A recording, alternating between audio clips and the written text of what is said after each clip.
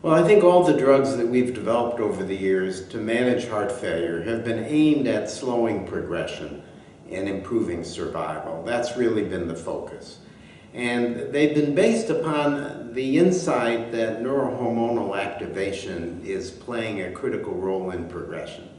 So we've dealt with drugs which block the renin-angiotensin system, the sympathetic nervous system, the vasopressin system, the aldosterone system, and more recently focusing on stimulating nitric oxide as another mechanism that contributes to progression of the disease. The problem is that these drugs do multiple things. They don't work at one site. And some of the things that they do we don't understand, and certainly don't understand why they influence the course of heart failure.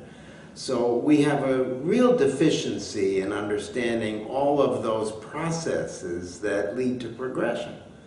And consequently, we're sort of shooting blind. We do a trial with a drug and we find a 10 or 15% reduction in morbidity or mortality, and we say, wonderful, now we've got to add that drug to the regimen. And we keep adding drugs and adding drugs to the regimen so that we now have patients with heart failure taking 5, 6, or 7 different drugs because each has been shown to be effective in a large population.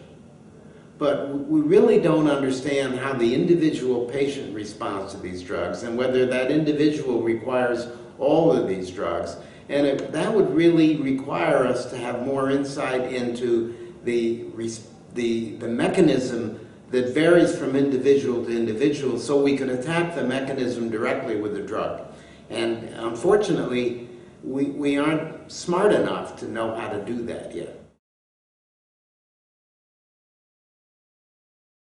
Well, I think that's where the focus should be at the moment. That is, making people feel better is a very important therapeutic goal, and we do that pretty well, and certainly short-term benefits on symptoms and fluid, getting rid of extra fluid and clearing the congestion in the lungs and making people able to exercise better is very important. But the long-term mortality from the disorder is due to progression. And therefore, our aim in the patient with a dilated left ventricle is to slow progression. Now, it's quite a contrast in the patient whose ejection fraction remains normal and has heart failure because of what we think may be related to diastolic dysfunction.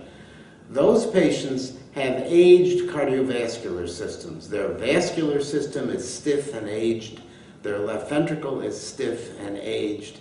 And they die from progression of vascular disease, not from progression of heart failure.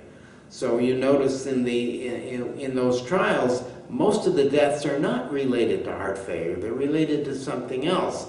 So the treatment of that syndrome isn't slowing progression of heart failure, it's slowing progression of vascular disease.